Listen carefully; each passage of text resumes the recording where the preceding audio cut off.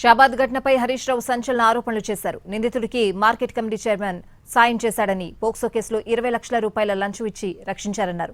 పోలీసులు రేపిస్టుతో కలిసి మద్యం తాగారన్నారు హరీష్ రావు. అరెస్టు చేయకుండా ఆలస్యం చేయడం వల్లే ఈ ఘోరాలు జరిగాయని అన్నారు.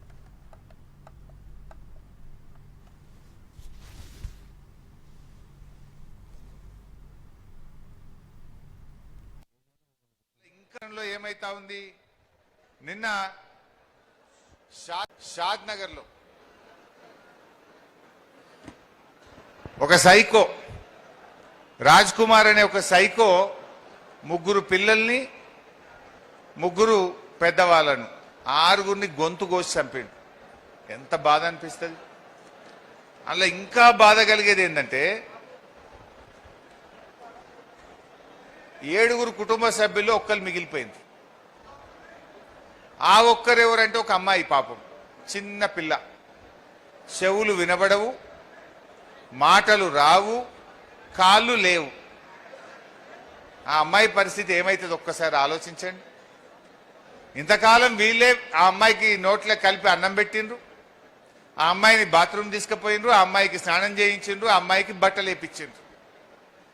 ఇప్పుడు ఆ సైకోగాడు ఆ పిల్లని ఒక్కదాన్ని ఇడిచిపెట్టి మొత్తం 6గురిని చంపిండు. ఎంత బాధ. ఇది పూర్తిగా రేవంత్ రెడ్డి వైఫల్యం. పోలీసు వాళ్ళు చేయాల్సిన పని చేస్తలేరు. పోలీసు వాళ్ళని రాజకీయాలకు బీఆర్ఎస్ పార్టీ వాడు ఎవడన్నా చిన్న ట్వీట్ పెడితే వాని మీద సాయంత్రం కల్లా కేసు పెడుతురు, పట్టుకపోతురు. మరి ఈ సైకో రాజ్ కుమారు అమ్మాయిని రేప్ చేసినాడు. మైనర్ అమ్మాయిని రేప్ చేస్తే 45 రోజుల పాటు పోలీసు వాళ్ళు ఎందుకు అరెస్ట్ చేయలేదు? 45 రోజుల పాటు మీరు అరెస్ట్ చేసి పోక్సో చట్టం కింద వారిని జైలుకు పంపితే ఇవాళ ఈ 6గురు ప్రాణాలు కాపాడబడేవాళ్ళు కదా. రేవంత్ రెడ్డి వచ్చినాక ఇలా ఆడపిల్లలున్న తల్లిదండ్రులు భయపడే పరిస్థితి ఏర్పడ్డది. పోక్సో కేసులో ఒక నిందితుడిని కాంగ్రెస్ పార్టీ నాయకుడు, రేవంత్ రెడ్డికి సన్నిహితుడు, ఒక మార్కెట్ కమిటీ చైర్మన్ 20 లక్షల రూపాయలు లంచం తీసుకొని వారిని అరెస్ట్ కాకుండా ఒక రేపిస్టును కాపాడింది కాంగ్రెస్ ప్రభుత్వం. ఒక రేపిస్టును కాపాడింది. పోలీసు వాళ్ళు ఆ రేపు చేసినంత కూర్చొని మందు తాగింది.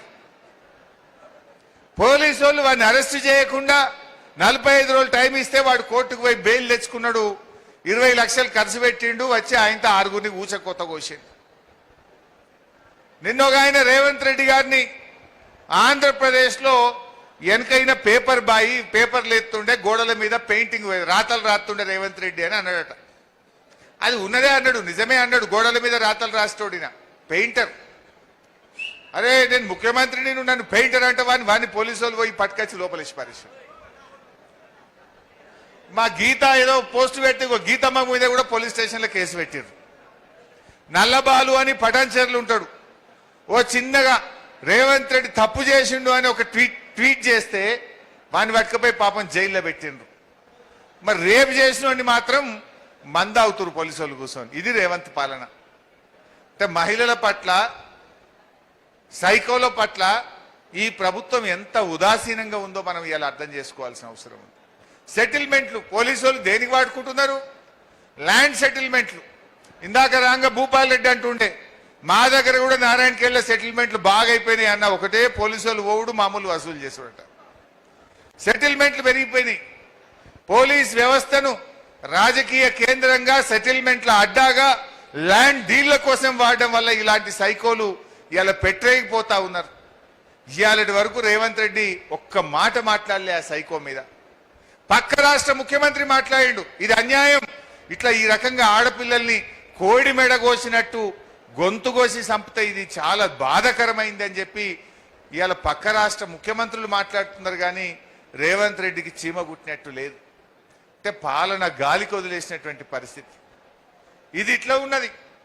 మొన్న నీళ్లు కావాలి, కరువు వచ్చిందని మేము మాట్లాడినాం. కరువు వచ్చిందా? మీకైతే మంచినీళ్ళే వస్తలేవు, సాగునీళ్ళు ఎక్కడి? మంచినీళ్ళు కూడా రానిస్తలేడు రేవంత్ రెడ్డి. ఆ సంగతి కూడా చెప్తా. కరువు వచ్చిందయా రేవంత్ రెడ్డి, కన్నెపల్లిలో కట్కొత్తు అని మేమన్నాం.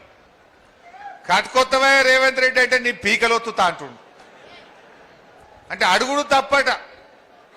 పాపం రిటైర్డ్ ఇంజనీర్ శ్యామ్ ప్రసాద్ రెడ్డి గారు మేడిగడ్డ బ్యారేజీ లేకుండా కట్క ఒత్తచ్చు, గోదావరి నీళ్లు ఎత్తచ్చు అని రిటైర్డ్ ఇంజనీర్లు చెప్తే ఆయనని చెంచలు కూడా జైల్లో పెడతా అంటాడు. ఇదా ఒక ముఖ్యమంత్రి చేయాల్సిన పని?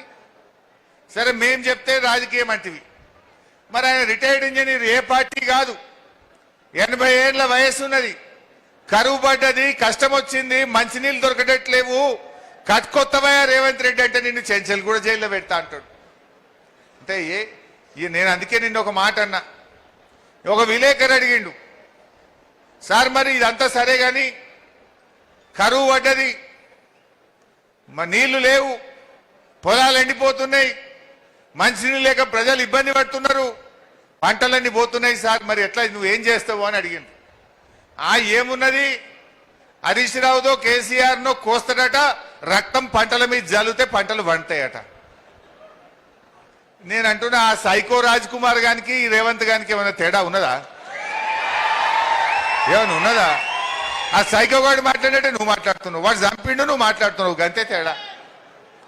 ఒక ముఖ్యమంత్రి మాట్లాడాల్సిన మాటనా? మొన్న బాల్కా సుమన్ ఏదో మాట్లాడిండు, అగో నువ్వు తప్పు మాట్లాడినావని జైల్లో పెట్టిండ్రు. మరి ఇప్పుడు రేవంత్ రెడ్డిని కూడా అరెస్ట్ చేసి జైల్లో పెట్టాలన్నా వద్దా? ఈ డీజీపీని అడుగుతున్న శివధర్ రెడ్డి కాకి బుక్ ఉన్నది, కాకి బుక్ ఉన్నది తెలంగాణలో అన్నావు కదా, మరి నీ కాకి బుక్ కాకెత్తుకపోయిందా?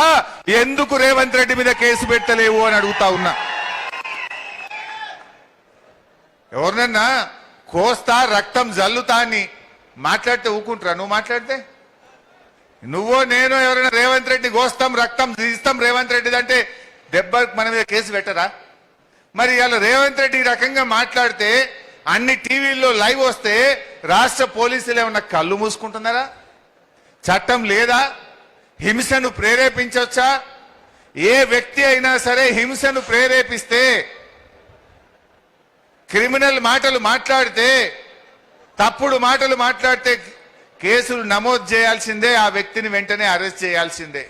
ముఖ్యమంత్రికో న్యాయం,